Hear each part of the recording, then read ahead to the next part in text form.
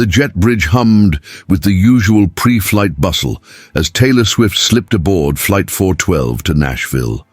No glitter, no spotlight, just a hoodie, leggings, and a baseball cap pulled low over her signature blonde waves. Welcome to Shadow Crime. Before we begin, please like the video and subscribe to the channel so we can continue creating even better content.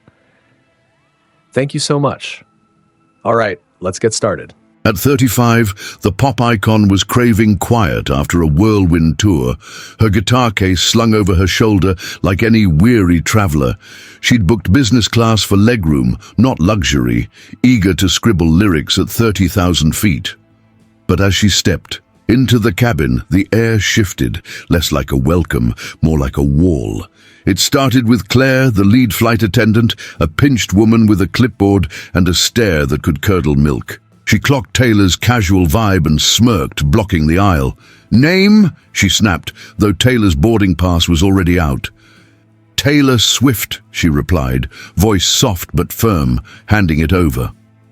Claire's eyes flicked from the pass to Taylor's sneakers, then back. "Right, sure you are," she scoffed, loud enough for the suited businessman nearby to chuckle. "Business class is for paying customers, hon. You lost or something?"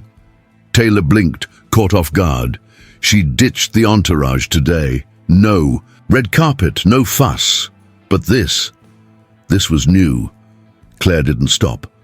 "Let's see some ID, real ID," she demanded, arms crossed.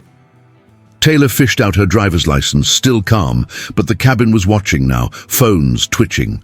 Claire squinted at it, then snorted. "Nice try, you think I'm dumb. Taylor Swift doesn't dress like that."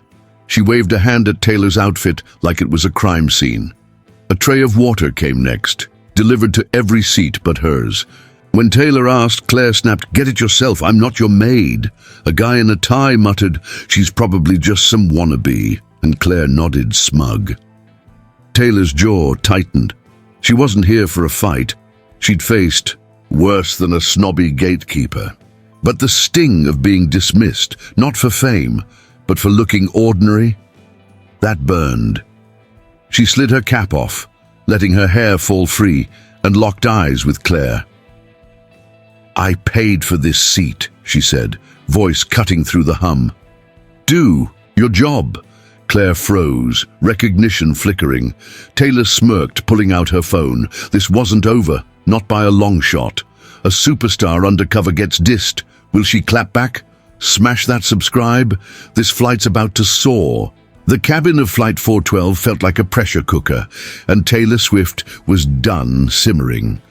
Claire, the flight attendant with a chip on her shoulder, had just tossed her a napkin, crumpled, late, and dripping with disdain, after ignoring her for half the flight. Taylor's hoodie was still on, cap now off, her blonde hair spilling out like a quiet rebellion. She'd tried nice, asked for water, kept her cool. But Claire's latest jab, "Wipe yourself up, budget Barbie," lit a fuse. Taylor didn't. Get mad often, but when she did, watch out. She leaned forward, voice low but sharp enough to slice through the jet's hum. "Say that again," Claire smirked, oblivious, doubling down. "I said you don't belong here. Business class isn't for knockoffs. Go back to coach where you fit." The guy in 3B snickered, sipping his complimentary scotch. Taylor's eyes narrowed. She pulled out her phone, hit record, and held it steady. "Keep going," she said, calm as a storm's eye. Claire, too smug to notice, leaned in. "What, gonna cry to mummy? Maybe if you dressed like you had money, I'd care." Gasps rippled through the cabin. A woman in 4C whispered, "Is that?" as her kid tugged her sleeve, wide-eyed. Taylor didn't flinch. Just let Claire dig her hole. "You're a nobody playing dress up," Claire sneered, "and I don't serve nobodies." That's when the tide turned. A teen in 5A squinted, then yelped, "Holy crap, it's Taylor Swift!" Heads whipped around. The Scotch guy choked mid-sip. Claire froze, her clipboard slipping an inch, but Taylor didn't stop recording. "Say it louder," she pressed, voice steel. "Tell me why I don't belong." Claire stammered, I didn't mean..." But the damage was done. Phones were out now, passengers filming over seatbacks, a shaky chorus of "She's legit" and "Get her Taylor" buzzing through. The teen posted first. Taylor vs. Claire already trending as the plane taxied to the gate. Taylor pocketed her phone, staring Claire down. "You picked the wrong day," she said, unbuckling her seatbelt with a click that echoed. Claire's face drained white. She'd just insulted a global star, and the world was watching. A pop. Akon claps back mid-flight. "Will Claire crash and burn? Hit that like. This showdown's going viral." The second flight, 412's doors, popped open in Nashville. Taylor Swift's quiet trip erupted into a firestorm. She stepped off, guitar case in tow, hoodie still shadowing her face, but the cabin chaos trailed her like a spotlight. That teens. A video, Claire's venomous nobody rant, had hit TikTok like a meteor, racking up 1 million views before the plane even parked. Clips of Taylor's cool-headed "Say It Louder" ricocheted across X, Instagram exploding with Taylor vs. Claire and "Justice in the Skies." Fans raged, "She's the Taylor Swift," and they did what? While others cheered her defiance. Queen just owned that bully. By morning, the airline, Skyline Airways, was drowning. Taylor didn't wait for their PR spin. She posted her own recording on Instagram Live, hoodie off, eyes blazing. "I dressed down for a peaceful flight," she said, voice steady. "But I got judged, insulted, and dismissed. Not because I'm me, because they thought I wasn't enough. How many others get this every day?" The stream hit 10 million views in hours, comments flooding, "Speak Tay, this is bigger than one flight." The internet turned detective. Passenger vids confirmed Claire's snobbery, and Dashkata boycott Skyline trended as bookings tanked. Skyline's execs panicked. A slick VP, Mark Hensley, called Taylor's team, voice dripping with fake charm. "Miss Swift, we're so sorry. Let's keep this quiet. Dinner on us?" Taylor hung up, unimpressed. Hensley tried X next, tweeting a limp apology. "We regret any discomfort on Flight 412. We're investigating." Too late. The hashtag Jarcha Skyline cover-up surged, fans replying, "Investigate faster." Taylor doubled down, tweeting her clip with, "This isn't about me, it's about respect, do better." The retweets hit 6 figures, celebs like Zendaya chiming in, "Preach Tay, call it out." Skyline's boardroom buzzed, phones ringing off the hook, reporters, lawyers, furious flyers. Claire and her crew were grounded, but whispers leaked. They'd been warned before. Taylor sat in her hotel, scrolling the madness, her pen scratching lyrics about invisibility and fight.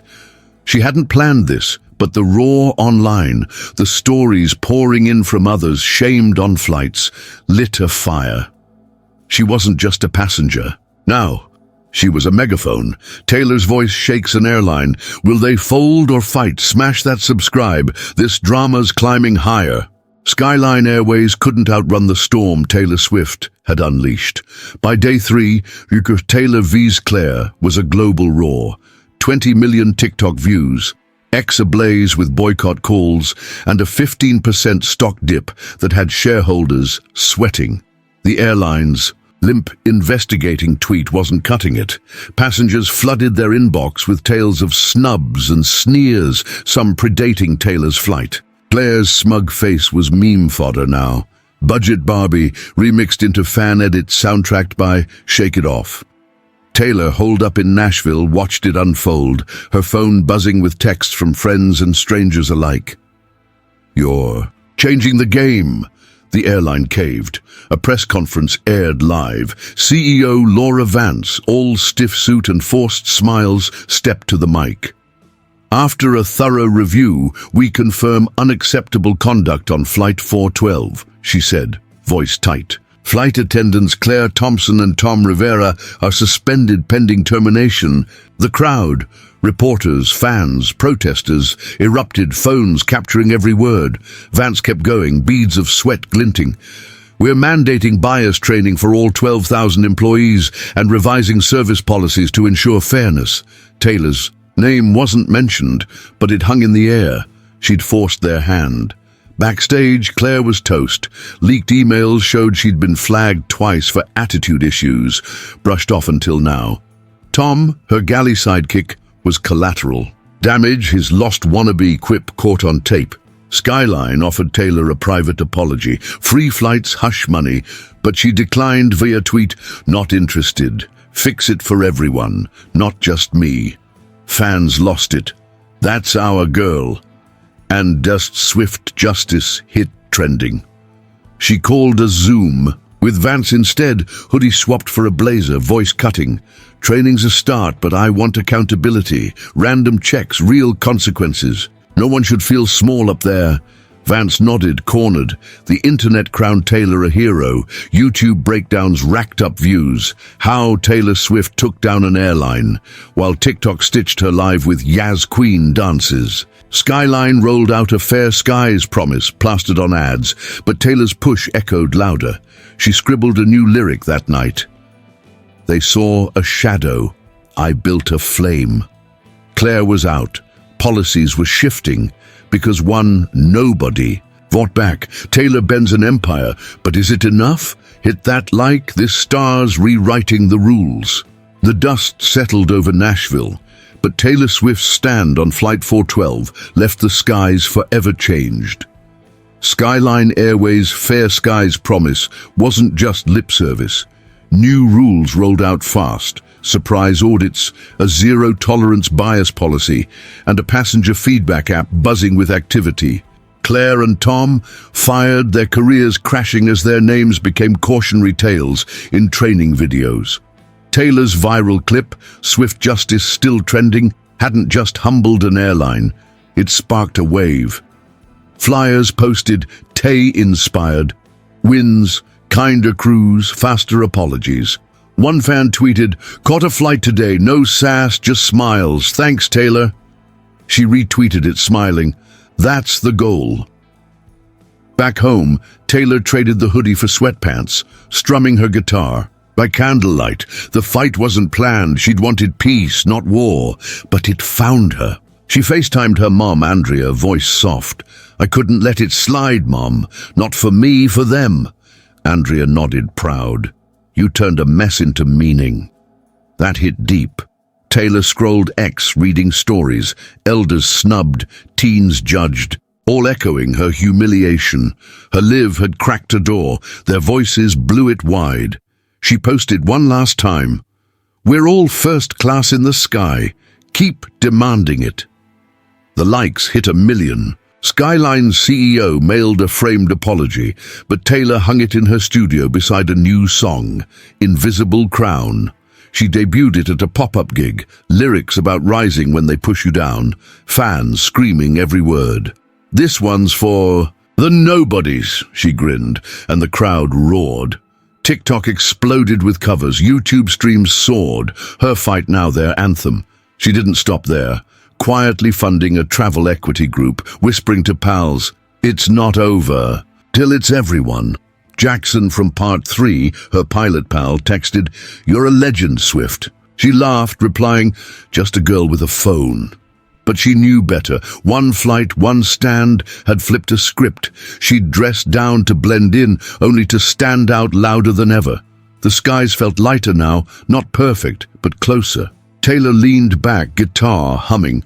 "We did that," she murmured, to herself, to the fans, to the unheard. "A pop star's battle lifts us all. Will the change last? Smash that subscribe. Taylor's rewriting more than songs."